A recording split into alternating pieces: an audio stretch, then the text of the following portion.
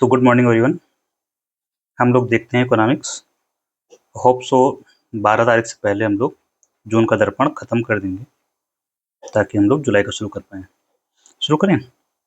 तो first news क्या है? वैश्विक चुनौतियों के बावजूद आयात और निर्यात में वृद्धि। 2025-26 का आंकड़ा है। तो वैश्विक चुनौतियों के बावजूद कौन सी वैश्विक चुनौतियाँ हैं जो आपको पता होना चाहिए, जो कि आपको पता भी है? जैसे वेस्ट एशिया संकट बोल रहे हैं जिसको, पश्चिम एशिया क्राइसिस, इंग्लिश में वेस्ट एशिया क्राइसिस, हिंदी में पश्चिम एशिया संकट। आप लोग जानते ही हैं ये संकट क्या है। युद्ध चल रहा है जो इजराइल का, इजराइल, यूएसए और ईरान, इसमें गल्फ कंट्री इन्वॉल्व है पूरी तरह से, खाड़ी देश जो हैं, प्लस लेबनान के साथ इन्वॉल्वमेंट है इनका। इजराइल हमला करता रहता है। इसके अलावा जो यूक्रेन वार चल रहा है, तो ये मुख्य संकट दो हैं। इनकी वजह से क्या होता है, जब भी ये संकट आता है, जैसे कि वेस्ट एशिया संकट है विशेष रूप से, हम उसकी बात करेंगे, तो वहाँ पर जो हार्मुज जल संधि है,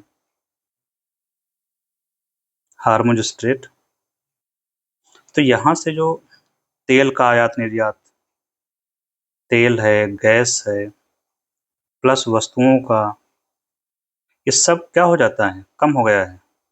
वस्तुएं हैं, सेवाएं हैं। एक मोटा सा मतलब आप समझिए, जब भी कोई युद्ध होता है, कहीं पर भी होगा, जो मेजर लोकेशंस हैं जैसे, तो उस युद्ध की वजह से जो अर्थव्यवस्था है उस पर नकारात्मक प्रभाव पड़ता ही है। तो हमेशा इसी को बोला जाता है संकट है। तो अर्थव्यवस्था पर, किसी भी देश की अर्थव्यवस्था है, वैश्विक प्रभाव पड़ेगा। वैश्विक अर्थव्यवस्था प्रभाव मतलब क्या, हर देश में प्रभाव पड़ रहा होगा कुछ ना कुछ। तो होता क्या है कि सबसे पहले होता है व्यापार प्रभावित होता है। तो व्यापार प्रभावित क्या होगा, व्यापार प्रभावित मतलब व्यापार कम हो जाता है। तो व्यापार में क्या चीज़ शामिल है, वस्तुओं का आयात और वस्तुओं का निर्यात, यही होता है व्यापार। अगर आपसे कोई कह रहा है कि व्यापार यहाँ इतना हो रहा है, उतना हो रहा है, तो इसका मतलब वो आयात और निर्यात दोनों जोड़ के बता रहा है। तो ये दोनों क्या होते हैं, कम हो जाते हैं। या हो सकता है इनकी कीमतें बढ़ जाएँ, आयात की कीमत बढ़ गई। जैसे कि अभी ऑयल की कीमतें बढ़ी हुई हैं, तेल की, देश में, तेल और गैस। इसकी वजह से फर्टिलाइज़र वगैरह भी बढ़ा हुआ है। क्यों? फर्टिलाइज़र क्यों बढ़ा हुआ है? क्योंकि इसका जो बनाने के लिए सामान होता है, कच्चा मटेरियल, वो बाहर से आता है, वो उसी देश से आता है, वो खाड़ी वाले क्षेत्रों के आस-पास से। तेल और गैस की जब कीमतें बढ़ती हैं, तेल गैस का प्रयोग हर जगह होता है। परिवहन, जैसे कि हर जगह से तात्पर्य क्या है, परिवहन। कोई भी काम करेंगे उत्पादन का, आप कोई कंपनी सीमेंट बना रही है, कोई कंपनी गैस बना रही है, फर्टिलाइज़र बना रही है, पार्ले बना रही है, आपका वॉशिंग मशीन बना रही है, फ्रिज बना रही है, कंप्यूटर बना रही है, कुछ भी है, उसको परिवहन तो करना पड़ेगा ना एक स्थान से दूसरे स्थान के लिए, यहाँ से यहाँ तक जाना है। तो इसकी कीमत क्या होगी, कास्ट बढ़ जाएगी, और ट्रांसपोर्टेशन कास्ट बढ़ेगी तो ये जो प्रोडक्ट होगा उसकी कास्ट भी बढ़ेगी। तो मोटा मतलब ये है कि जब भी आप समझ रहे हैं अर्थव्यवस्था, तो हर समय कुछ लॉजिक फिक्स हैं, वो आपको हमेशा वही रखने हैं। जब भी कोई संकट आएगा तो ये समस्या होनी है। और विशेष रूप से जब भी तेल की कीमतें बढ़ती हैं, आपको तुरंत ये सब बता देना है, तेल की कीमतें बढ़ रही हैं, तो तेल से परिवहन वाला तो होना ही होना है, और ये जब बढ़ेगा इसको बोलते हैं फिर इन्फ्लेशन, मुद्रास्फीति बढ़ रही है। तो यहाँ पर क्या लिखा गया है कि वैश्विक चुनौतियों के बावजूद आयात निर्यात में वृद्धि। मतलब ये संकट होने के बाद होना क्या चाहिए, सामान्य रूप से आयात और निर्यात में कमी होनी चाहिए, लेकिन इनके बावजूद इसमें हुई वृद्धि, इसलिए है न्यूज़ में। तो कितनी वृद्धि हुई, क्या हुई, डेटा हमारे काम का नहीं है कभी।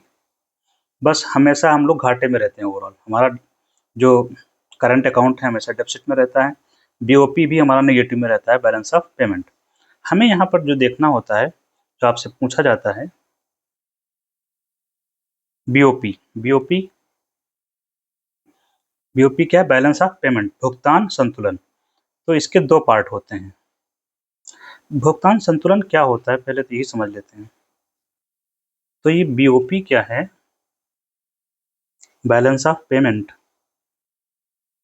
B for balance, O for of, P for payment, Hindi में हो जाएगा भुगतान संतुलन। देखो होता क्या है, व्यवहार में समझना, शब्दों का खेल तो बहुत जटिल होता है। ये है भारत। भारत से कोई सामान जाता है। मान लीजिए साल भर में, हम सारी गणना साल के हिसाब से करेंगे, एनुअल, ठीक है। यहाँ से बाहर सामान गया तो इसको क्या बोलते हैं? निर्यात, ठीक।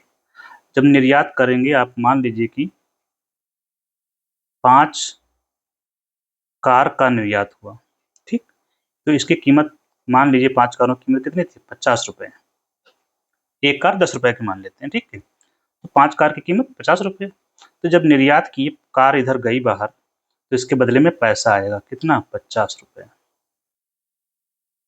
ठीक। दूसरा हो सकता है हम कुछ सामान का आयात करें, तो बाहर किसी भी देश से सामान आएगा।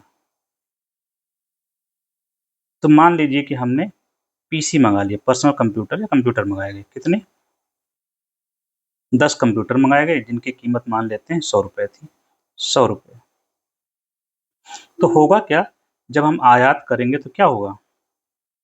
आयात मतलब आया, तो सामान हमारे पास आएगा, तो ये कंप्यूटर आ गया, और बदले में क्या होगा? 100 रुपए बाहर जाएंगे देश के। 100 रुपए या 100 डॉलर, जो भी, हम रुपए मान के चल रहे हैं, 100 रुपए बाहर गए। तो ये क्या हुआ हमारा? 1 साल का आयात और निर्यात।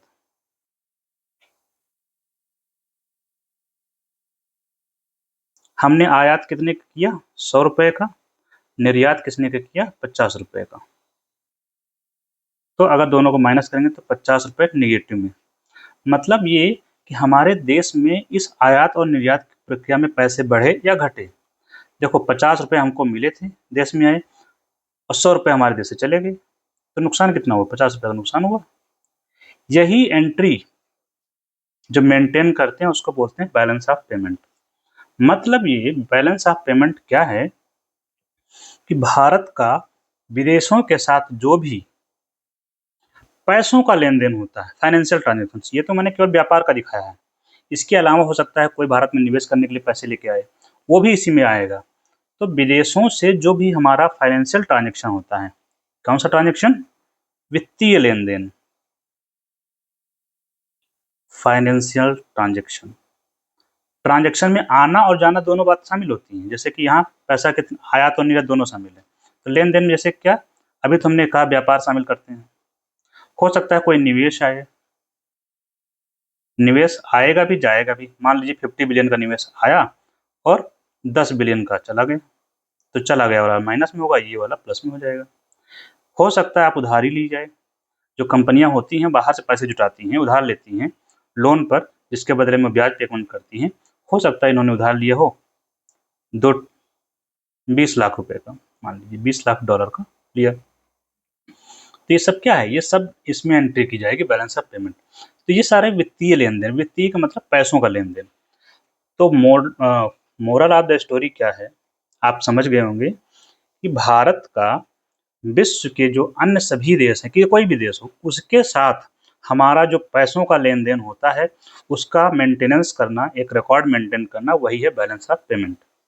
रिकॉर्ड में क्या, 50 रुपए गए, फिर 100 रुपए आए निवेश में, हो सकता है 150 रुपए उधारी हो गया जो लिया गया देश से, ये लिया गया वाला प्लस में होगा, जो उधारी हमारे पास आई, हमने उधार लिया, देश से उधार बाहर गया, तो वो जो पैसा बाहर जाएगा वो माइनस में, जो अपने यहाँ आएगा वो प्लस में। यही सब एंट्री मेंटेन करके बनाया जाता है बैलेंस ऑफ पेमेंट। इसका फॉर्मेट सेट किया गया हो, जो कि IMF के द्वारा सेट किया गया है, उसी पर बनाया जाता है। तो हम समझते हैं BOP। आप BOP समझ चुके हैं, बस इसके कंपोनेंट है, सारा प्रिंसिपल वही रहेगा। कंपोनेंट में क्या होता है? कुछ नहीं, कि अब किसका कैलकुलेट करना है किसका नहीं करना है। तो जैसे कि करंट अकाउंट, तो 2 अकाउंट में इन्होंने रखा है, एक करंट अकाउंट मेंटेन करते हैं, AC मतलब अकाउंट या चालू खाता, दूसरा हो जाएगा कैपिटल अकाउंट। कैपिटल अकाउंट वाला वो होता है या पूंजी खाता जिसमें पूंजी आती है, मतलब कहीं निवेश के लिए यूज होती है। करंट अकाउंट में क्या, जो लेन देन होता है वस्तुओं और सेवाओं का। तो इसको ये लोग विजिबल और इनविजिबल, विजिबल एंड इनविजिबल में डिवाइड करते हैं। विजिबल आइटम्स, हिंदी में दृश्य मद, दृश्य का मतलब होता है जो दिखाई पड़े, इनविजिबल अदृश्य। ये तो आपको पहले से पता होना चाहिए, कोई बड़ी बात नहीं है। मतलब ऐसा व्यापार जो आपको दिखाई पड़ रहा हो, जैसे वस्तुओं का व्यापार जब आप करते हैं तो दिखाई पड़ता है। तो ये विजिबल अकाउंट या विजिबल आइटम में वस्तुओं का व्यापार आता है, और इसमें आता है सेवाओं का। अर्थव्यवस्था में आपको पता है सिर्फ 2 ही चीजें हैं, वस्तुओं और सेवाएं, जिनका होता है उत्पादन और होता है व्यापार। तो ये दोनों चीजें, चूंकि सेवाओं में कुछ दिखाई नहीं पड़ता है, इसलिए उसको अदृश्य मद में शामिल किया जाता है। दृश्य मद में वस्तुओं को शामिल किया जाता है, क्योंकि इसमें वस्तुएं विजिबल होती हैं, क्या जा रहा है, क्या आ रहा है। तो सेवाओं में जैसे क्या है, सॉफ्टवेयर सर्विसेज। तो इस तरह से चीजें हो गई। अब हम चलते हैं विजुअल आइटम में। यहाँ पर क्या होता है विजुअल आइटम में, इसमें शामिल की जाती हैं जो वस्तुएं होती हैं। तो वस्तुओं का जो व्यापार होता है वो,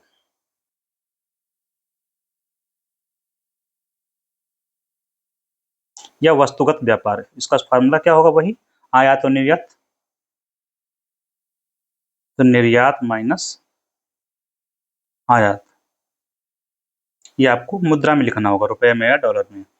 तो हमारा निर्यात मान लीजिए कि 100 रुपए का हुआ, आयात हुआ 120 रुपए का, तो -20, तो माइनस में आया, तो इसको बोलते हैं व्यापार घाटा। क्या है, ट्रेड डेफिसिट बोला जाता है, व्यापार घाटा।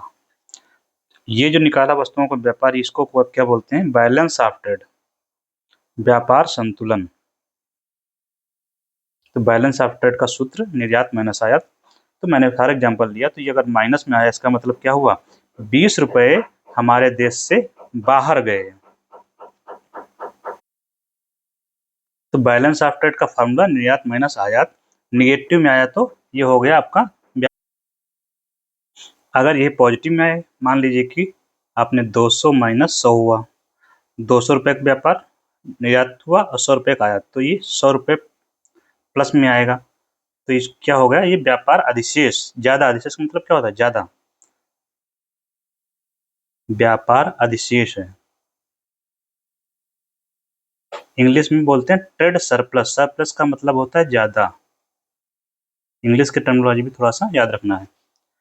और अगर मान लीजिए कि दोनों बराबर हों, 100 का आयात 100 का निर्यात, तो 0, इसको बोलते हैं व्यापार संतुलन है, संतुलित की अवस्था में। और ये अवस्था कहलाती है क्लोज्ड इकोनॉमी। ये भी आपसे पूछा जाता है, बंद अर्थव्यवस्था। मतलब जितने रुपए का आप खरीद रहे हैं बाहर से, मतलब 100 रुपए अंदर आए और 100 रुपए बाहर गए, ये व्यवस्था कहलाती है, ऐसी इकोनॉमी क्लोज्ड इकोनॉमी कहलाती है।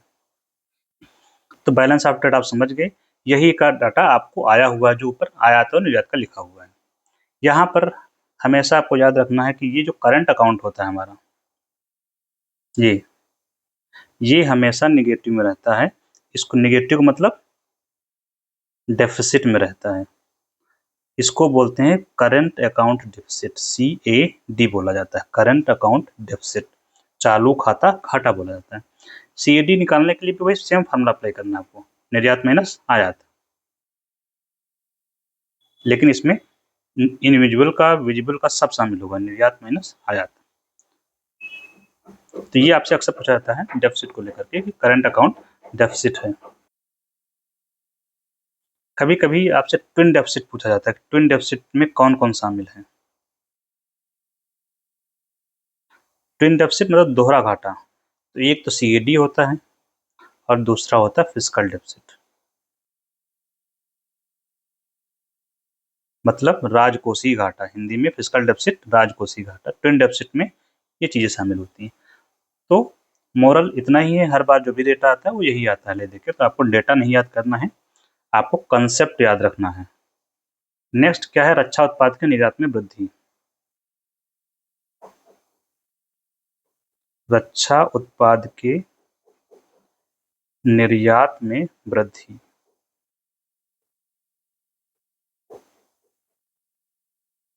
अब देखिए निर्यात का मतलब आपको पता ही है क्या होता है।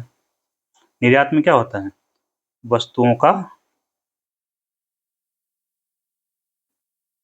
वस्तुओं को विदेश भेजा जाता है, वस्तुओं को विदेश भेजना, और बदले में क्या मिलता है हमें बदले में मिलता है पैसा। पैसा किसमें मिलेगा, डॉलर में लेते हैं हम लोग, बाद में ये कन्वर्ट होता है रुपये में। ठीक, तो मतलब रक्षा उत्पादों के निर्यात में वृद्धि। रक्षा उत्पाद का मतलब क्या है, डिफेंस प्रोडक्ट। कौन कौन से प्रोडक्ट हैं, तो डिफेंस प्रोडक्ट में जैसे कि हथियार होते हैं, हथियारों में क्या है, मिसाइलें हैं, हेलीकॉप्टर है,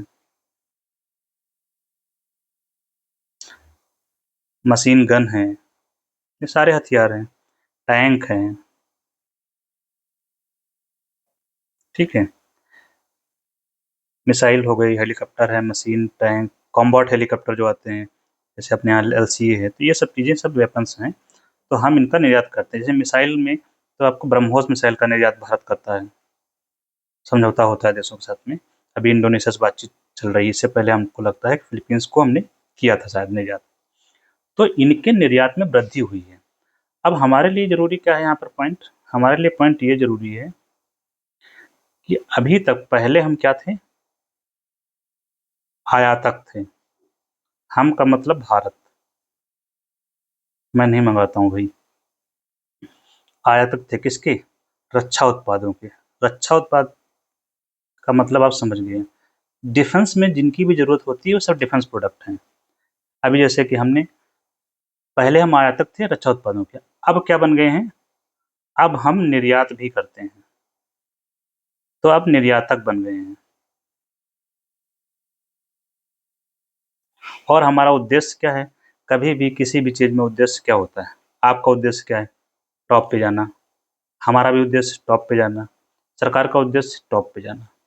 तो निर्माण हब बनना, वैश्विक निर्माण हब, कोई भी सरकार का प्रोजेक्ट है उसमें ये आप कॉमन है, उसको हर चीज़ में विश्व में प्रथम बनना है, तो ग्लोबल मैन्युफैक्चरिंग हब या वैश्विक निर्माण केंद्र के रूप में विकसित करना, किसको, भारत को।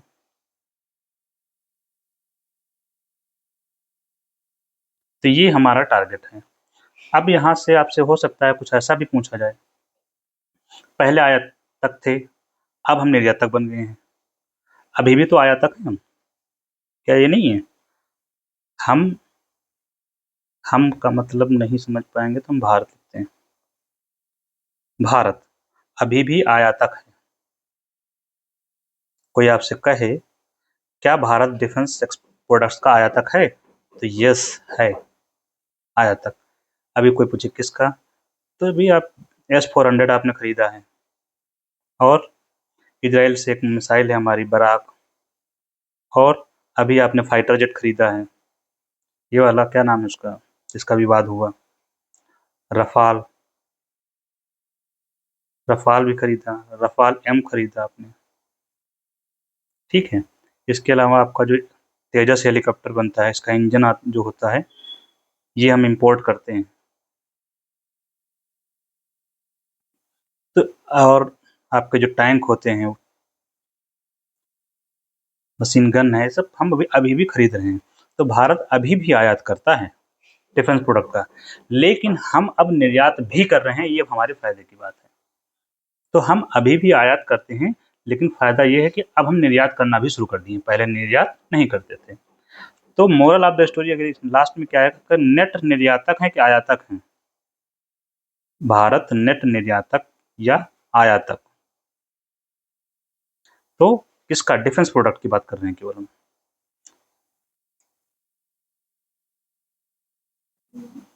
तो अभी भी हम आयात करते हैं, नेट का मतलब होता है कितना हमने बाहर भेजा, कितना आया, मतलब निर्यात माइनस आयात। 100 रुपए का मैंने निर्यात किया, तो 250 का आयात किया, तो नेट हो गए हम 150 के आयातक,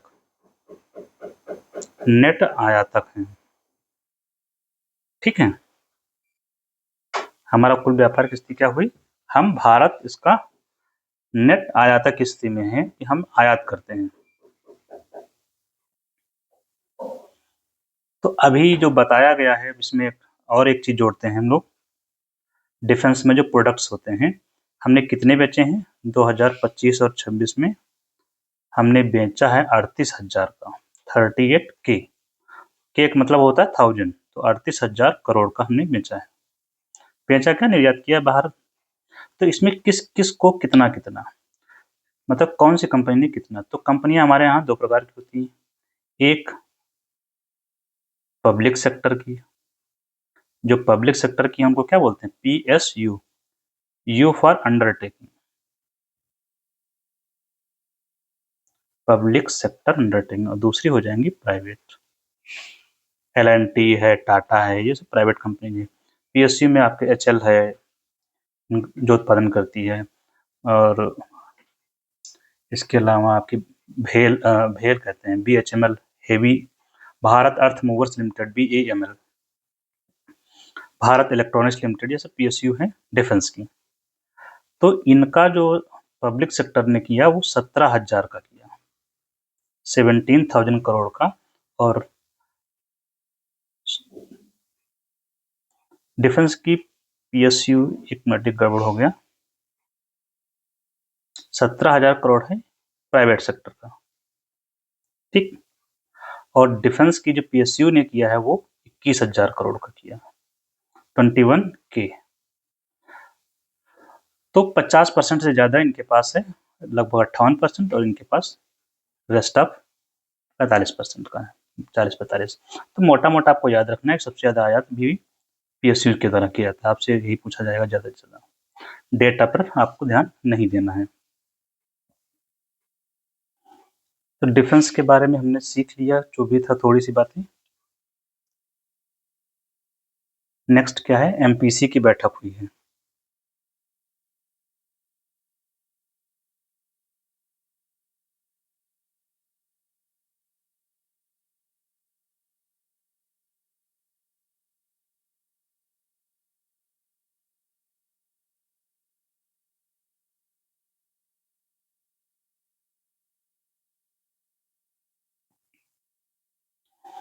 तो क्या बैठक हुई है, MPC समझ रहे हैं आप लोग, मॉनेटरी पॉलिसी कमेटी।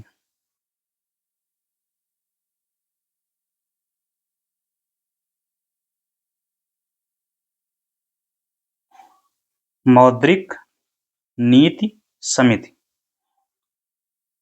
तो ये स्टैट्यूटरी बॉडी है। स्टैट्यूटरी बॉडी का मतलब किसी कानून से गठित हुई है, तो हाँ हुई है, सांविधिक निकाय है। तो कानून कौन सा है, कानून है RBI एक्ट 1934, इसी में प्रावधान किया गया है MPC के गठन का। कमेटी है, तो कमेटी में सदस्य कितने हैं, कोई भी कमेटी होती है तो आपको बताना होता है, कमेटी में या तो एक सदस्य हो सकता है या मोर देन वन हो सकते हैं, सिंगल मेंबर है या मल्टी मेंबर है। तो इसको आप हिंदी में बहुसदस्यीय निकाय है। मल्टी मेंबर मतलब मोर देन वन। बहुसदस्यीय है तो कितने सदस्य, बहु में भी कितने, बहु में भी 6 सदस्यीय है।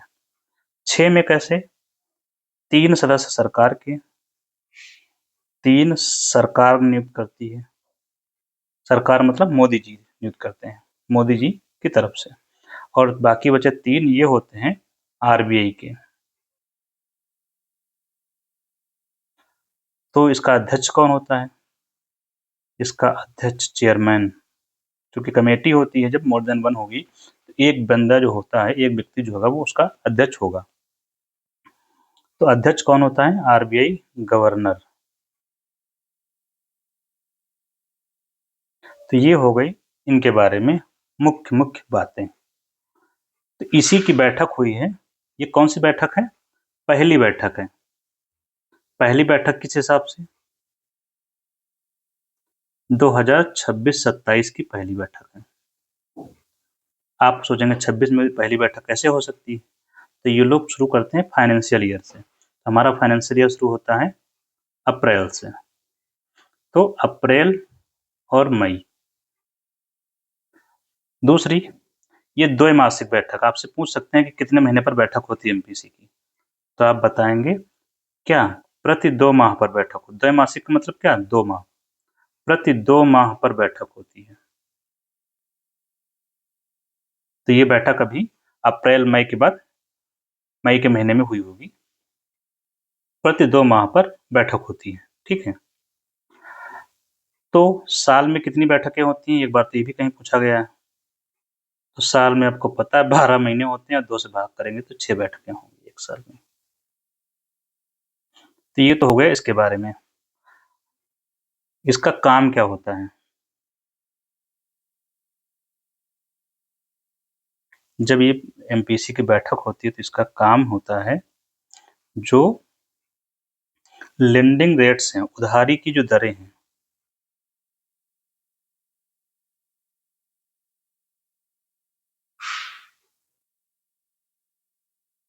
मुख्य काम होता है इसका आरबीआई का मुद्रास्फीति को नियंत्रित करना।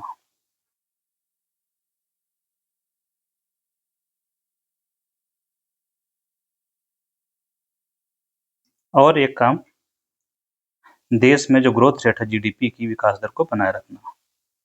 ये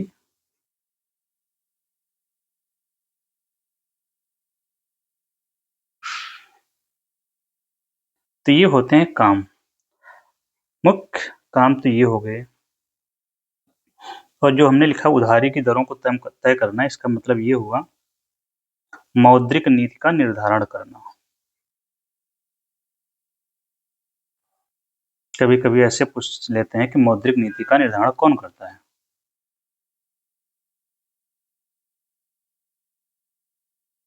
तो आप उसका जवाब देंगे कौन करता है का जवाब क्या होगा? अगर एमपीसी ऑप्शन है तो एमपीसी, एमपीसी नहीं है तो आरबीआई, ठीक, क्योंकि आरबीआई के अंदर ही एमपीसी आता है। और जब मौद्रिक नीति आप पढ़ रहे हैं तो ये बात स्वाभाविक सी आती है कि क्या कोई और नीति भी होती है जो इससे जुड़ी हुई होती है? तो हाँ, क्या नाम है? राजकोषीय नीति।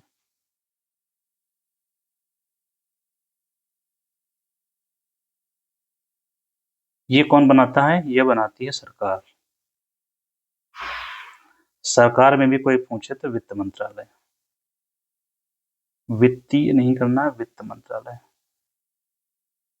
इसका मतलब जो आपका बजट आता है ना, ये उसी की बात कर रहे हैं। राजकोषीय मतलब बजट। तो ये आपका हो गया, इनकी बैठक हुई, और जब बैठक होती है तो ये निर्णय लेते हैं मेजॉरिटी से, निर्णय बहुमत से। और आरबीआई गवर्नर को पावर मिली हुई है एक्स्ट्रा वाली, जो डिसाइडिंग पावर होती है। अगर बराबर वोट पड़ गए तो ये कास्टिंग वोट कर सकता है। निर्णायक मत का अधिकार अध्यक्ष को मिला हुआ है। ये हो गई इसके बारे में जो एमपीसी थी। अब इन्होंने क्या निर्णय लिया इस बैठक में? तो जो दरें थी अपरिवर्तित रही। जो दरें थी अपरिवर्तित। कौन कौन सी दरें थी? तो मॉनेटरी पॉलिसी में एक होती है रेपो रेट, इसको पॉलिसी रेट भी बोलते हैं। रेपो दर या नीतिगत दर। ये कौन सी दर होती है? ये ब्याज दर होती है। जो भी हम पढ़ रहे हैं इसमें पढ़ेंगे अभी, ये सारी क्या है? इंटरेस्ट रेट्स, ब्याज की दरें होती हैं, ब्याज दरें हैं।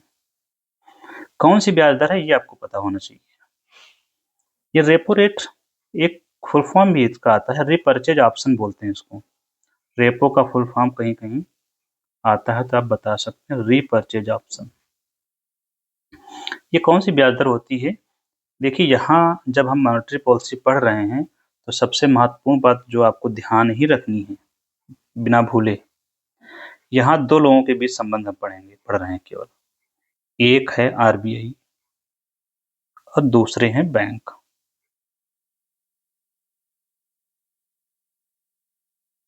तीसरा कोई नहीं है इसमें। अब इस बैंक में आपका सरकारी बैंक मतलब पब्लिक सेक्टर अंडरटेकिंग और प्राइवेट बैंक दोनों शामिल हैं। प्राइवेट में घरेलू हो चाहे विदेशी हो, सब शामिल है। मतलब विदेशी बैंक ने यहाँ पर शाखा खोली तो वो सब शामिल है। तो यहाँ संबंध हम पढ़ेंगे केवल आरबीआई और बैंक के बीच में, कोई कंफ्यूजन नहीं। यहाँ पर आपको एकदम स्टार लगा के लिखना है कि हम लोग जो लोन लेते हैं, मतलब जो उपभोक्ता लोन लेता है, कंज्यूमर, उसका कोई लेना देना नहीं है। उपभोक्ता का कोई लेना देना यहाँ नहीं है, आम आदमी का कोई लेना देना नहीं है। प्रभाव पड़ेगा आम आदमी पर इसका, लेकिन यहाँ आम आदमी इन्वॉल्व नहीं है। तो आप समझिए कौन सी ब्याज दर है। ये वो ब्याज दर है जब बैंक लोन लेता है, बैंक आरबीआई से लोन लेता है या ऋण, तो इस पर जो ब्याज दर लगती है उसको बोलते हैं repo rate.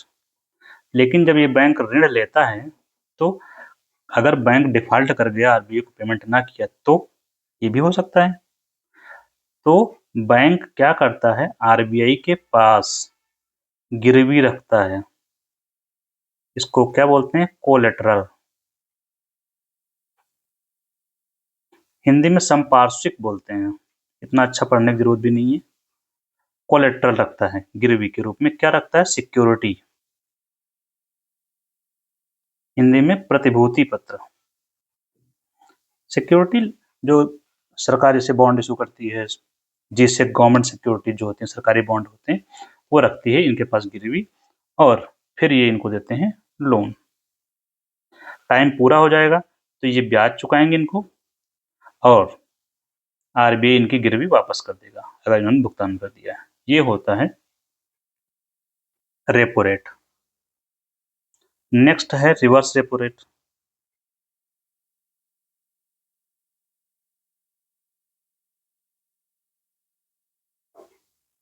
Reverse repo rate मतलब रेपो रेट का उल्टा।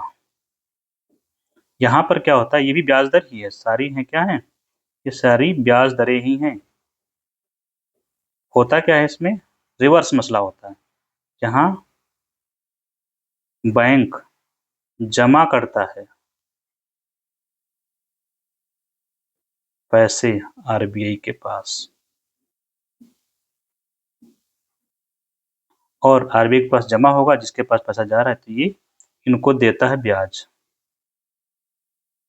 ये ब्याज की दर होती है reverse repo rate, R repo rate. यहाँ भी सिक्योरिटी का, जब चाहे इसको कुछ लोग कहते हैं कि आरबीआई जब बैंकों से लोन लेता है, एक ये भी बात सही है, पैसा जमा हो रहा है इसके पास, बैंक आरबीआई के पास पैसा जमा करता है। बैंक जमा क्यों करता है, इसके पास पैसा सरप्लस हो गया, सरप्लस का मतलब ज्यादा हो गया, अधिशेष बच गया, मतलब कोई लोन लेने को तैयार नहीं, बैंक तो कस्टमर को देता है, कस्टमर लोन नहीं ले रहे हैं, तो पैसा हो जाएगा ज्यादा, तो आइडल रखा रहे, मतलब उस पर कुछ पैसा ना मिले, इससे अच्छा आरबीआई के पास जमा कर दो, कुछ ना कुछ ब्याज मिलेगा, तो बैंक आरबीआई के पास जमा कर देते हैं। कभी कभी आरबीआई को जरूरत होती है तो वो भी ले लेता है, बात एक ही है। ये हो गया रिवर्स रेपो रेट। यहाँ पर देखिए संबंध दोनों के बीच का है, तो रिवर्स रेपो रेट हमेशा कम होती है, हमेशा रेपो रेट से कम होगी, क्योंकि आरबीआई को ब्याज देना है, सरकार हमेशा ब्याज कम ही देती है, हमेशा रेपो रेट से कम होता है। तो इस समय जो चल रहा है, रेपो रेट कितना चल रहा है, 5 पॉइंट,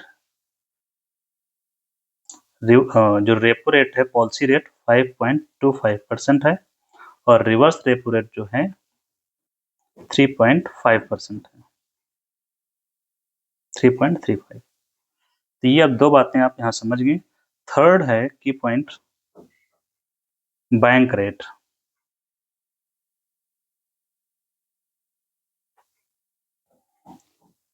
यहाँ पर जो रेपो रेट आपने पढ़ा, इसमें एक पॉइंट और जोड़ लेंगे, ये जो उधारी देते हैं, शॉर्ट टर्म उधारी होती है,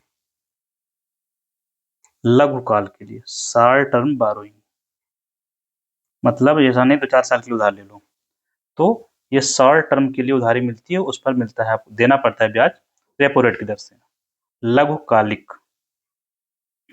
और जो बैंक रेट होती है, ये मिलता है, इस पर लोन जो मिलता है, ये लॉन्ग टर्म का लोन मिलता है।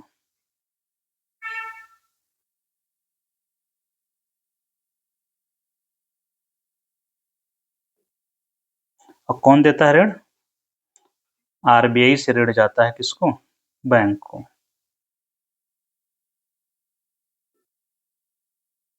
इसकी दर और ज़्यादा होती है लॉन्ग टर्म है, तो ये इस समय है 5.5%। ऋण है तो ब्याज देगा बैंक, आरबीआई को देगा, सिंपल। तो दोनों के बीच अंतर शॉर्ट टर्म और लॉन्ग टर्म का है।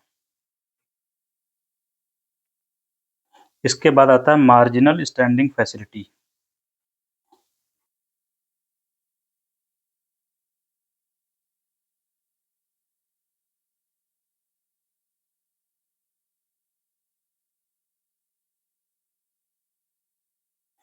तो ये तब यूज करते हैं बैंक, इसमें भी ये लोग लोन लेते हैं आरबीआई से। कौन लोग? बैंक। लोन के लिए एक शब्द यूज करते हैं क्रेडिट, सबसे अच्छा शब्द है, या ऋण या लोन। तो ये आरबीआई से लोग जो बैंक लोन लेता है, तो जैसे कि रेपो में लिया तो उसकी लिमिट होती है, वो लिमिट खत्म हो गई तो फिर इससे लेते हैं फिर मार्जिनल स्टैंडिंग फैसिलिटी। ये ओवरनाइट बारोइंग होती है, केवल कुछ समय के लिए, रात भर की उधारी। तो पैसा कम पड़ रहा है तो उसके लिए उधारी रात भर के लिए आरबीआई से ले लेते हैं, उसको बोलते हैं ओवरनाइट बारोइंग। ये है 5.5%। इसके बाद आपको बचता है एक सीआरआर, इसको बोलते हैं कैश रिजर्व रेशियो।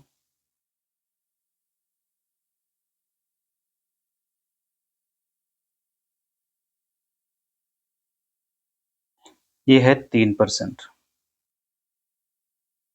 और ये किसके पास जमा रख, ये कुल जमा का, बैंक के पास जो होता है कुल जमा का 3% रखना पड़ता है, जमा करना पड़ता है किसके पास? आरबीआई के पास में। बैंक जमा करते हैं। मान लीजिए फॉर एग्जाम्पल कोई बैंक है एसबीआई, मान लीजिए इसके पास 100 रुपए जमा हुए, तो 100 में से 3 रुपए आरबीआई के पास जमा होंगे कैश के रूप में, कैश या सिक्योरिटी या गोल्ड। और तीसरा इसके बाद है एसएलआर, ये स्टैट्यूटरी लिक्विडिटी रेशियो होता है।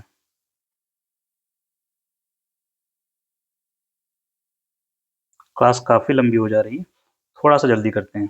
एसएलआर, ठीक है। ये क्या होता है? लिक्विडिटी मतलब तरलता, तरलता का मतलब होता है पैसा, रुपया, वही।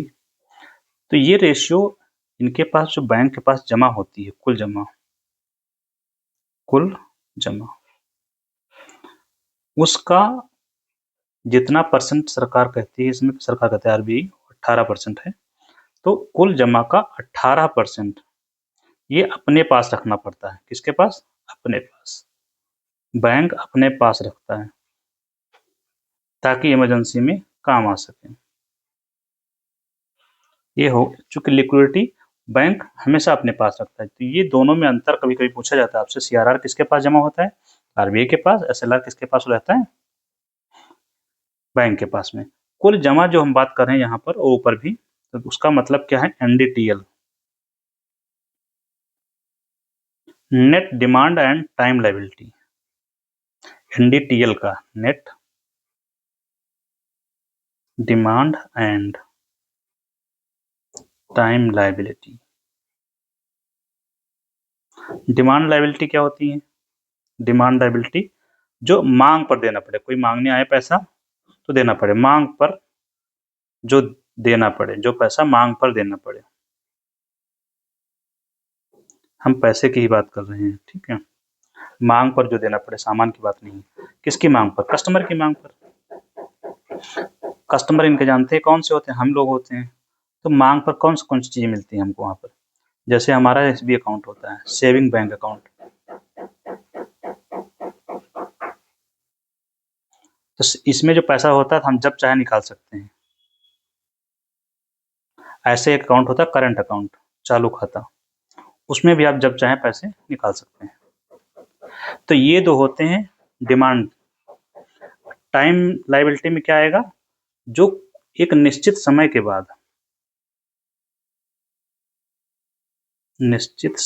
बाद, जब आप पैसा निकालते हैं, जैसे आपका हो गया, कहते हैं ना एफडी करवा लो, और कुछ लोग कहते हैं आरडी करवा लो, एफडी का मतलब फिक्स डिपॉजिट। तो आपने पैसा जमा किया, फिक्स कर दिया कुछ समय के लिए, जैसे 5 साल की एफडी। तो 5 साल बाद आपको पैसा मिलेगा, 5 साल बाद ही निकाल पाएंगे, उससे पहले नहीं निकाल पाएंगे। निकालेंगे तो आपको पेनल्टी लगेगी। वैसे होता है आरडी, रिकरिंग डिपॉजिट।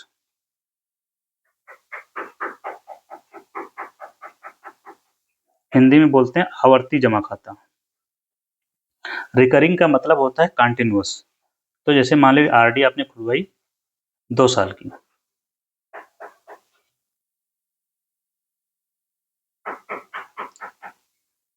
आरडी आपने खुलवाया 2 साल का बैंक के पास। तो अब इसमें आपको पैसा जमा करना है, तो आपसे बैंक पूछेगा कि आप पैसा कब जमा करना चाहते हैं। तो आपने बोला हर 2 महीने पर, प्रति 2 माह, या कोई हर माह कर सकता है, कोई छमाही कर सकता है, कोई तिमाही कर सकता है। तो हम इसको तिमाही ले लेते हैं मान लीजिए।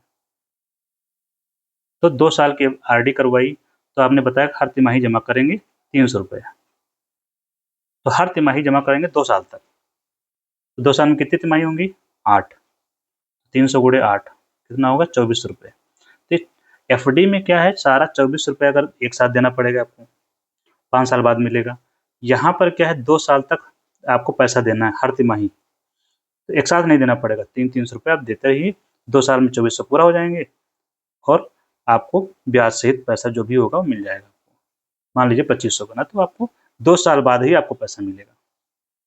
ये हो गया आरडी। तो इसी का जितना बैंक के पास होगा जमा, उसका 18% बैंक अपने पास रखेगा। मैं उम्मीद करता हूँ आप लोग बेहतर समझ गए होंगे। आप लोग बताइएगा जरूर प्लीज़। तो ये हमने आपका एमपीसी समझा दिया पूरा। बाकी रेस्ट ऑफ थिंग जो बच रहा है, अभी जल्द से जल्द हम उसको खत्म करेंगे। लघु बचत पर ब्याज दर में परिवर्तन नहीं।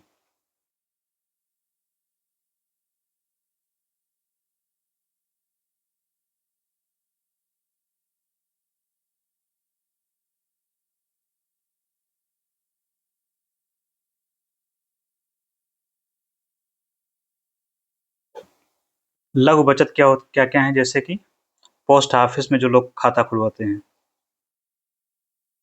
ठीक है, या पीपीएफ खाता, पब्लिक प्रोविडेंट फंड, या किसान विकास पत्र केवीपी, या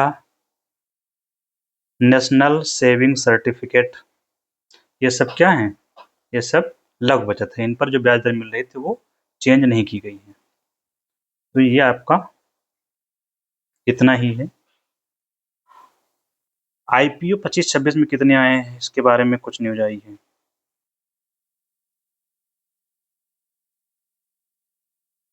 आपको आईपीओ पता होना चाहिए कम से कम। आईपीओ क्या है? इनिशियल, फुल फॉर्म आपसे कभी कभी तो पूछ लेते हैं। पब्लिक ऑफर बहुत कॉमन टर्म है।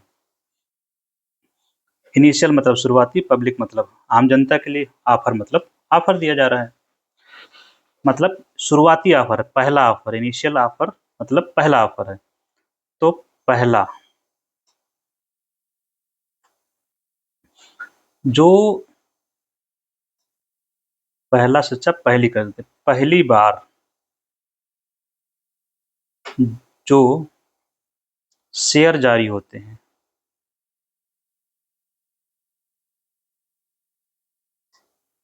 किसके लिए? आम जनता की खरीद के लिए। आम जनता क्या? पब्लिक।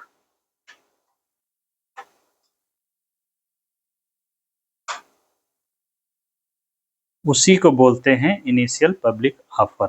मतलब फॉर एग्जाम्पल रिलायंस ने एक कंपनी बनाई, रिलायंस इंफ्रा, ठीक। इसने अपने शेयर जारी किए 1000 रुपए के, 1000 करोड़ के शेयर जारी किए। क्या जारी किए? 1000 करोड़ के शेयर। तो पहली बार जारी करेगी तो ये सेबी के पास इसको जाना पड़ेगा। सेबी को डॉक्यूमेंट सप्लाई करेंगे, जिसको बोलते हैं कि red hearing prospectus. Hearing prospectus उस डॉक्यूमेंट को बोलते हैं। ये इनके पास जमा होगा। इसमें होगा कि भाई कितने रुपए का शेयर जारी करना है, क्या है, कौन है। फिर सेबी इनको अनुमति देता है कि आप जारी कर सकते हैं। अनुमति मिलने के बाद पहली बार जारी होंगे, तो जब पहली बार जारी होंगे तो इसको बोलते हैं IPO, इनिशियल पब्लिक ऑफर। तो शेयर जारी होंगे तो पैसा से खरीदना होता है, ऐसा नहीं सबको मिल जाएंगे। शेयर जारी होंगे, शेयर का प्राइस होता है 100 रुपये का एक शेयर, 200 रुपये का एक शेयर, उसी हिसाब से आपको खरीदना होता है। तो ये होता है IPO। अब मान लीजिए इसके बाद एक और कंडीशन होती है, रिलायंस को लगता है कि पैसों की और ज़रूरत है, तो ये मान लीजिए कि जनवरी में किया था इसने, जनवरी 2026 में किया। अब हो सकता है उसको ज़रूरत पड़े फरवरी 2027 में, फिर ज़रूरत पड़ रही है उसको मान लीजिए पैसों की, तो फिर जारी करेगी शेयर। 2000 करोड़ की जारी किया, तो ये क्या कहलाएगा, ये कौन सा ऑफर है, ये होता है फॉलो ऑन पब्लिक ऑफर। पहले वाले के बाद जो जारी होगा वो फॉलो ऑन पब्लिक ऑफर। ठीक, अब आपको एक कंफ्यूजन होता है, ये एक बार जारी हो गए फिर ये क्या होती है, इसके बाद जारी होने के बाद स्टॉक मार्केट में बिक्री के लिए उपलब्ध हो जाते हैं, बिक्री के लिए उपलब्ध। तो स्टॉक मार्केट आप जो सुनते हैं जैसे कि BSE है या नेशनल स्टॉक एक्सचेंज है, यहाँ पर रोज खरीद बिक्री होती है इन्हीं शेयरों की। लेकिन ये पहली बार जो लोग खरीदेंगे, मान लीजिए 50 लोगों ने खरीदा, तो इनको मिल गया पैसा, इन्होंने शेयर खरीदा, फिर ये लोग क्या करते हैं, ये यहाँ तक जो कहानी है ये प्राइमरी मार्केट में होती है, मतलब पहली बार जिस बाजार में प्राइमरी मार्केट में। अब प्राइमरी मार्केट में होता है BSE पर ही, बॉम्बे स्टॉक एक्सचेंज या NSE पर। तो प्राइमरी मार्केट में ये लोग खरीदते हैं, फिर ये अपने शेयर जब बेच देते हैं, किसी और को बेचा, तो वो यहाँ पर बेचने के लिए उपलब्ध होते हैं, फिर वो बिकते रहते हैं, जिसको खरीदना है खरीदे, बेचना है बेचें। तो ये हो जाता है सेकेंडरी मार्केट का। काफ़ी इन डेप्थ हो गया, लेकिन आपको क्लियर हो जाना चाहिए कंसेप्ट है क्या। पिछले साल जो सबसे बड़ा IPO जारी किया गया था, इन्होंने बताया है तो हमें, सबसे बड़ा IPO टाटा कैपिटल ने जारी किया था। तो कभी कभी आपसे पूछा जाता है ना कि जो है फॉलो FPO क्या होता है, IPO क्या होता है। तो IPO आपने जान गए, FPO भी जारी होगा ये भी प्राइमरी मार्केट में, जो FPO होता है वो भी प्राइमरी मार्केट में ही जारी होता है, प्राथमिक बाजार। नेक्स्ट मानसून के बारे में है, 2026 का मानसून।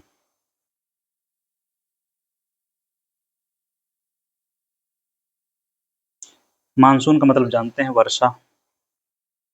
मानसून का मतलब, मानसून शब्द की उत्पत्ति हुई है मौसम से, अरबी भाषा का शब्द है, और यहाँ मानसून से तात्पर्य क्या है, साउथ वेस्ट मानसून या दक्षिण पश्चिम मानसून। तो दक्षिण पश्चिम मानसून से क्या होती है, मानसून मतलब वर्षा। वर्षा कितनी होगी इसका क्या लगाया जाता है, पूर्वानुमान या प्रेडिक्शन।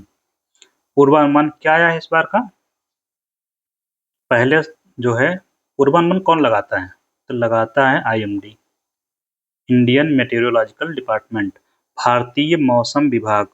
और ये कौन सी मंत्रालय के अंडर आता है, ministry of earth and science, ministry of earth and science, इसके अंडर काम करता है। इसने पूर्वानुमान लगाया, पूर्वानुमान लगाने के लिए मॉडल का प्रयोग करते हैं, और डेटा कहाँ से मिलता है इनको, सैटेलाइट वगैरह से डेटा मिलता है, प्लस सेंटर्स भी होते हैं। तो इन्होंने बताया वर्षा का पूर्वानुमान कि कितनी वर्षा होगी, इन्होंने बताया कि वर्षा होगी 92% ऑफ LPA, ये वर्षा होगी। अब इसका मतलब क्या है, पहले तो आप LPA पता करो। LPA क्या है, लॉन्ग पीरियड एवरेज।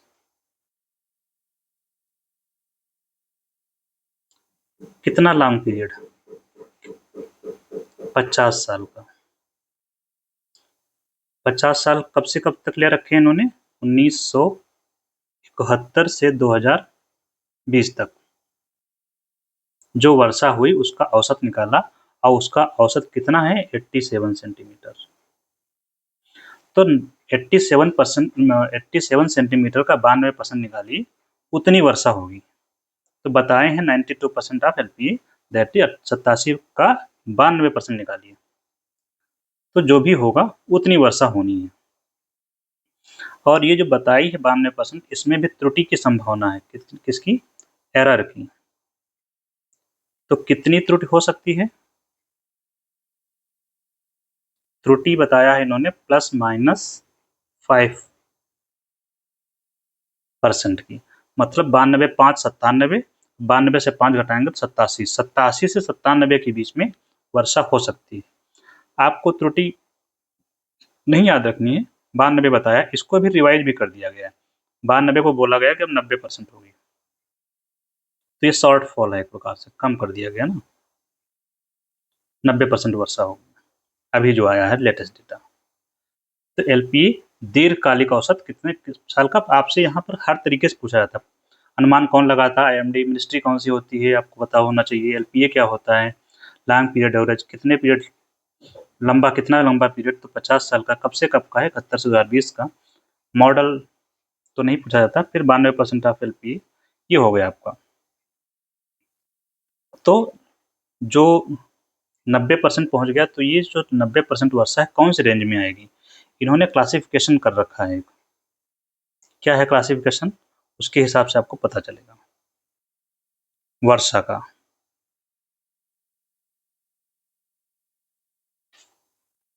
वर्षा का क्लासिफिकेशन है इनका, एक तो है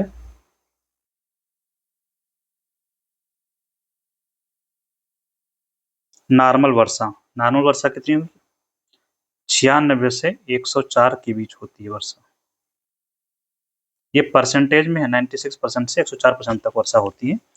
इसका है LPA का, तो ये नॉर्मल वर्षा होगी। ठीक। एबव नॉर्मल या बिलो नॉर्मल, तो एक नॉर्मल से ऊपर हम लिखेंगे बिलो नॉर्मल, ये गड़बड़ हो जाएगा। अब आप करते हैं तो शायद आप लोगों को ज़्यादा समझ में आएगा कि बिलो वाला बिलो ही लिखते हैं।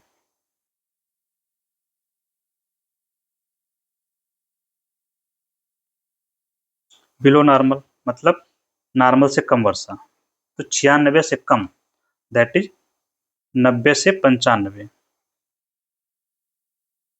ये होती है बिलो नॉर्मल, अगर इतनी वर्षा होती है। और इससे भी कम है तो उसको बोलते हैं डेफिशिएंट, मतलब 90 से कम है तो ये डेफिशिएंट वर्षा होती है। और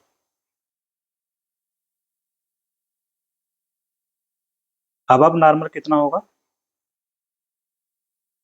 105 से 110। और एक्सेस वर्षा अगर 110 से ज़्यादा होती है, ये सब परसेंटेज किसका? LPA का, 110% ऑफ LPA। तो ये जो 90% आया वो किस रेंज में आएगा? ये बिलो नॉर्मल में आएगा।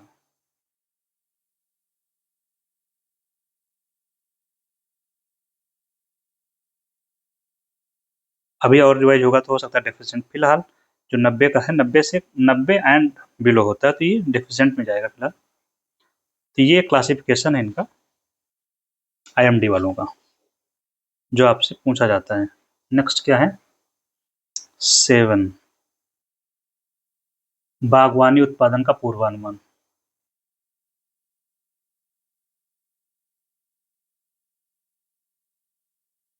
हमें इनसे लेना देना नहीं है, चूंकि न्यूज़ में है इसलिए मैं पढ़ा रहा हूँ, क्योंकि इसका एग्जाम में फिलहाल तो नहीं लेना देना। जहाँ पूर्वानुमान का तो कोई मतलब नहीं। बागवानी से आपसे पूछा जाता है कि इसका अध्ययन किस में करते हैं, तो हॉर्टिकल्चर बोलते हैं। तो इन्होंने बताया 370 मिलियन टन का उत्पादन होने का अनुमान है, डेटा एग्रीकल्चर मिनिस्ट्री के द्वारा। साउथ वेस्ट मानसून के बारे में सब कुछ बातें जैसे कि साउथ वेस्ट मानसून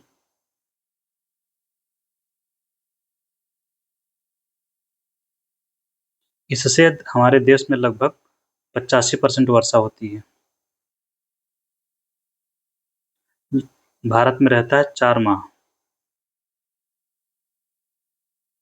जून से सितंबर तक भारत में रहता है, माना जाता है 4 महीने का। सबसे पहले कहाँ आता है मानसून? सबसे पहले में भी बेसिक आपको 2 चीज़ों को याद रखना है। मुख्य भूमि पर तो ये आता है केरला में। केरला में 1 जून माना जाता है, इस बार आ रहा है 5 जून को आया, 5 या 6 जून में आया है, ठीक। और अगर वैसे मुख्य भूमि की बात ना करें तो आता है अंडमान में, वहाँ मई में आ जाता है, लास्ट मई। तो सबसे पहले अंडमान में आता है और मुख्य भूमि की बात करें तो केरल में, ओवरऑल अंडमान में। तो ये हो गया आपका बागवानी। नेक्स्ट है जीडीपी फोरकास्ट। जीडीपी पूर्वानुमान, कई लोगों ने पूर्वानुमान लगाया है, उसी को हम बताएंगे। पहले आपको जीडीपी पता हो, पहले हम पूर्वानुमान बता देते हैं, फिर आपको जीडीपी बताते हैं। जीडीपी का पूर्वानुमान वर्ल्ड बैंक ने लगाया है। ये भारत की जीडीपी की बात हम कर रहे हैं, 6.6%।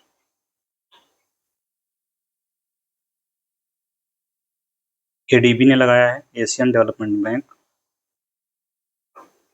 कितना 6.5%।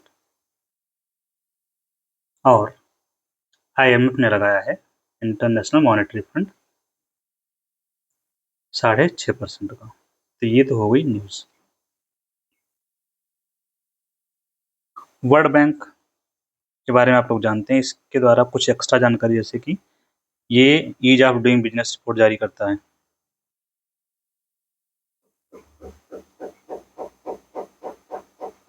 और लॉजिस्टिक परफॉर्मेंस इंडेक्स भी जारी करता है।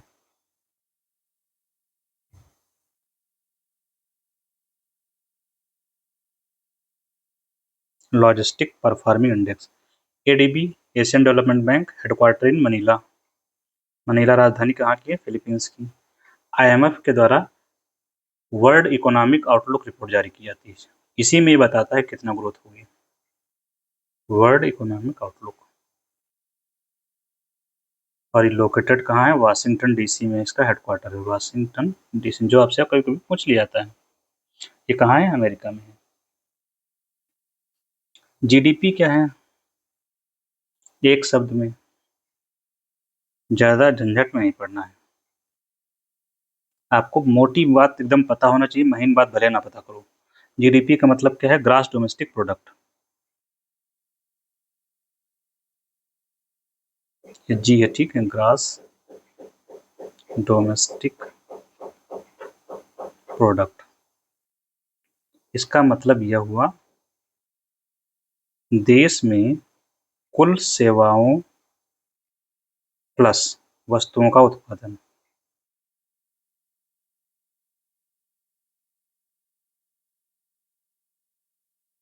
जो हुआ उसका मूल्य कितना है, यही है जीडीपी।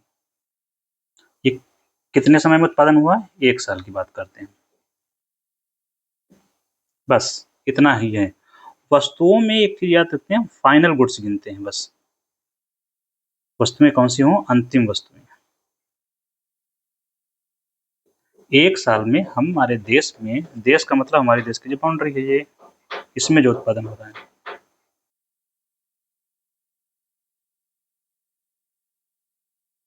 नेक्स्ट क्या है? अप्रत्यक्ष करों से राजस्व प्राप्ति।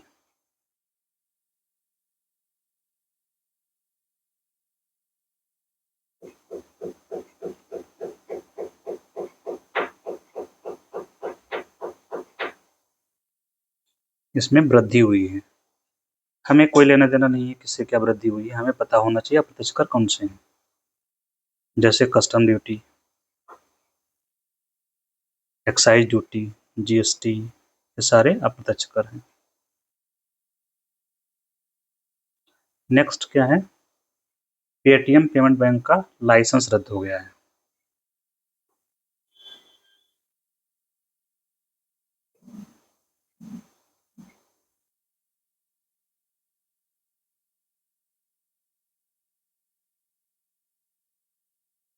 कौन रद्द करेगा? जिसने दिया था लाइसेंस। किसने दिया था? आरबीआई ने दिया था लाइसेंस, इसने रद्द कर दिया है। अब पेमेंट बैंक क्या होते हैं? भुगतान करने के लिए यूज करते हैं, जिसमें आप डिपॉजिट कर सकते हैं, कितना? 2 लाख तक। लेकिन सबसे बड़ा ड्रॉबैक है इससे कर्जा नहीं ले सकते, लोन नहीं ले सकते। लोन के लिए शब्द है क्रेडिट नहीं ले सकते, ऋण नहीं ले सकते। क्रेडिट नहीं ले सकते तो क्रेडिट कार्ड भी जारी नहीं होगा, क्रेडिट कार्ड इशू नहीं कर सकता पेटीएम बैंक। खैर इसका तो लाइसेंस ही रद्द हो गया तो कोई बात ही नहीं है। और रद्द किया गया बैंकिंग रेगुलेशन एक्ट 1949 के तहत। कभी कभी आपसे पूछा जाता है तो एक्ट का मैचिंग के लिए आता है ना, बैंकिंग रेगुलेशन एक्ट कौन से साल का है, 1949। आरबीआई एक्ट पूछा जाता है तो 1934 का है, इफेक्ट हुआ था 35 में।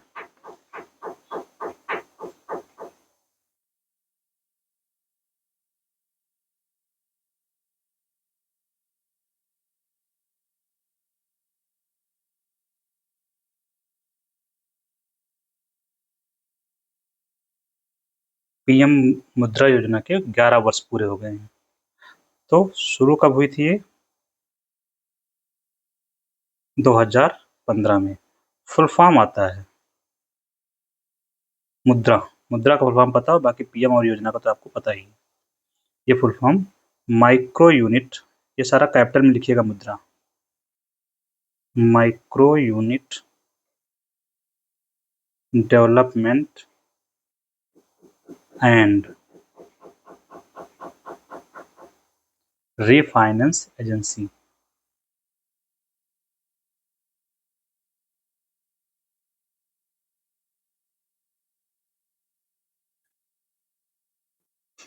तो ये रीफाइनेंस मतलब रीफाइनेंस करती है, सीधे नहीं देती, इसका मतलब ये रीफाइनेंस करती है। मतलब आप बैंक से लोन लीजिए, बैंक इनको फाइनेंस कर देती है, इसका मतलब ये है मुद्रा योजना से बैंक को फाइनेंस मिलता है। मतलब हम लोग जो हैं, आम आदमी, ये लोन लेगा बैंक से और बैंक को पैसा मिलेगा मुद्रा से, इसी को बोलते हैं रीफाइनेंस। क्योंकि ये यहाँ किया फाइनेंस, इसी फाइनेंस पर रीफाइनेंस होता है। तो मुद्रा से बैंक को पैसा मिल जाएगा, फिर इनको यहाँ से मिल जाएगा, ये है रीफाइनेंस। इसमें कई नारे भी दिए गए इसमें, जैसे फंडिंग टू अनफंडेड या फंडिंग द अनफंडेड, उनको फंड देना जो उनको अभी तक नहीं मिला, फंडिंग द अनफंडेड या बैंकिंग टू अनबैंक्ड।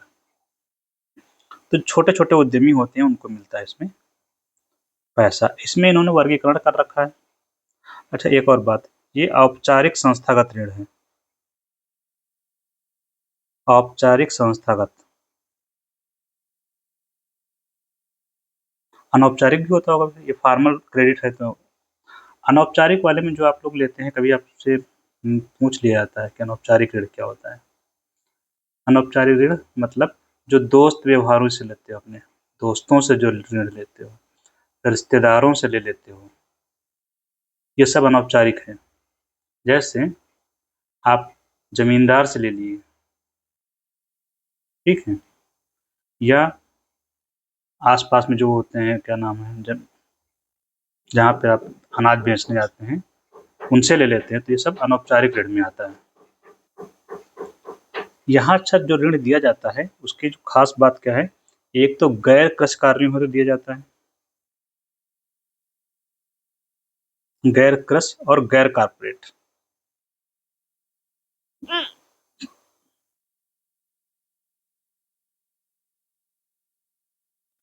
ऋण इन्होंने जो दिए हैं इसकी इन्होंने कैटेगरी बनाई है 4। शिशु सबसे कम, फिर किशोर ऋण की कैटेगरी है, और फिर तरुण, और एक कैटेगरी है तरुण प्लस की, ये अभी रिसेंट में जोड़ी गई है। शिशु के तहत अगर लोन आपको मिलेगा कितना, 50,000। किशोर में 50,000 से 5 लाख तक, और इसमें 5 से 10 लाख तक, तरुण प्लस में 10 से 20 लाख।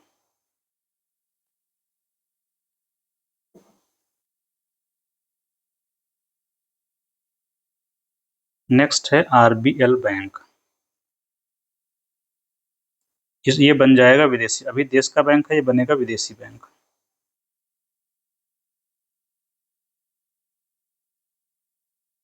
क्यों? क्योंकि इसकी शेयर होल्डिंग खरीद ली है। 1943 में ये हुआ था और इसकी 74% हिस्सेदारी खरीद ली है दुबई ने। दुबई की एक बैंक संस्था है, उसने खरीदा है, तो दुबई की सब्सिडरी कंपनी बन जाएगी, जो भी कंपनी होगी।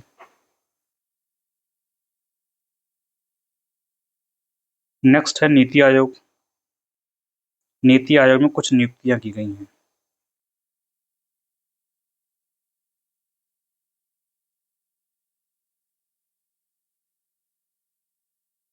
उपाध्यक्ष बनाया गया अशोक कुमार लाहिड़ी को।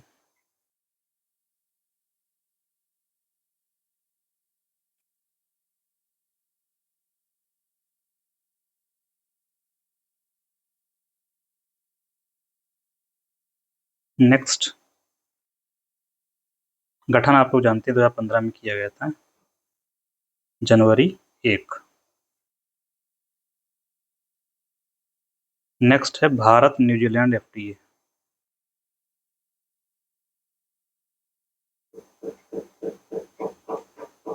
भारत न्यूजीलैंड मुक्त व्यापार समझौता, यह हस्ताक्षरित हो गया है। तो इसका फायदा क्या होगा कि दोनों देशों के बीच जो व्यापार होता है उस पर जो शुल्क लगता है, व्यापार शुल्क क्या हो जाएगा, या तो जीरो होगा या उसको कम किया जाएगा। कम करेंगे, कम करते करते जीरो तक जाएगा, तो ये चरणबद्ध तरीके से कम किया जाएगा। ठीक। और व्यापार शुल्क जीरो हो जाता है या कम हो जाता है तो इससे क्या होता है, व्यापार बढ़ता है। और इसमें क्या छूट होगा, निवेश में वृद्धि होगी।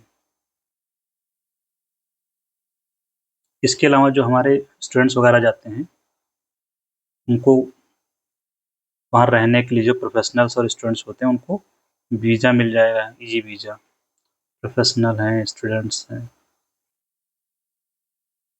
तो 500 वीज़ा इसके लिए, 500 नहीं 5000 वीज़ा, 3 वर्ष रहने का परमिशन मिलेगा इस पर। तो ये सब छूटें होती है एफटीए में, मतलब मुक्त व्यापार समझौता, दोनों देशों के बीच मुक्त रूप से व्यापार हो, मतलब टैरिफ ना लगे, टैरिफ फ्री ट्रेड या जीरो ट्रेड या कम हो तो उसको कम किया जाएगा क्रमिक रूप से। तो अधिकांश में छूट दे दी जाती है, जैसे 95% तक फ्री हो जाए, बाकी में धीरे धीरे कम किया जाएगा।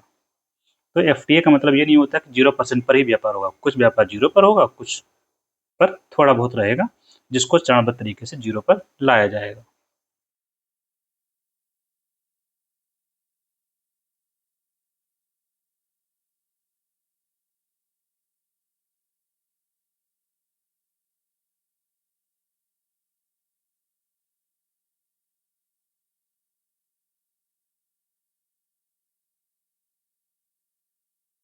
भारत की गैर जीवाश्म ऊर्जा स्थापित क्षमता कितनी है? तो भारत ने जो टारगेट रखा है 2030 तक 500 गीगावाट का टारगेट रखा हुआ है। अभी भारत की जो नवीकरणीय क्षमता है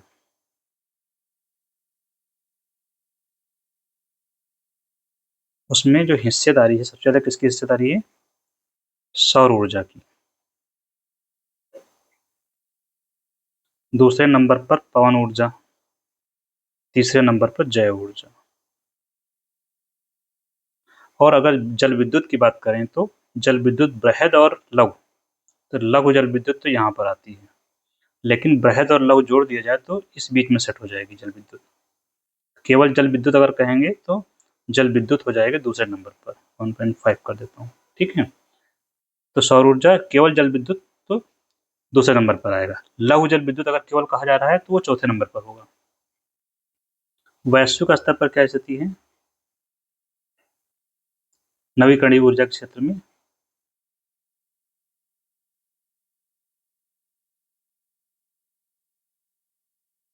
पहला नंबर है चाइना का, दूसरा है अमेरिका और तीसरा है हमारा।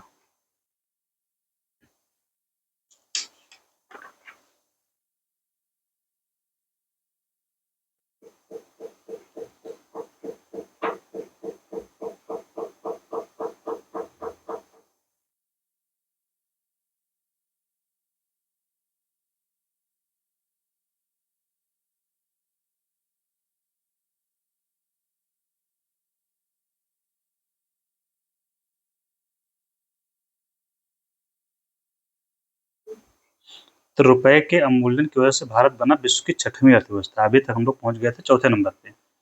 तो सबसे बड़ी अर्थव्यवस्था कौन है? अमेरिका। दूसरा चाइना। तीसरा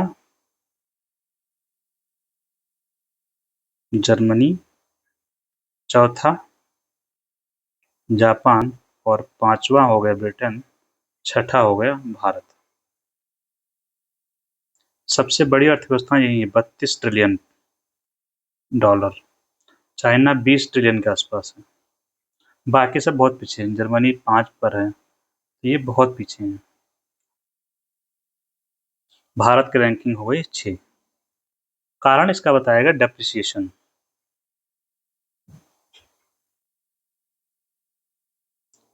ये क्या होता है?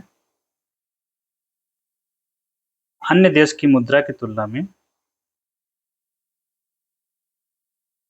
मुद्रा के मूल्य में गिरावट।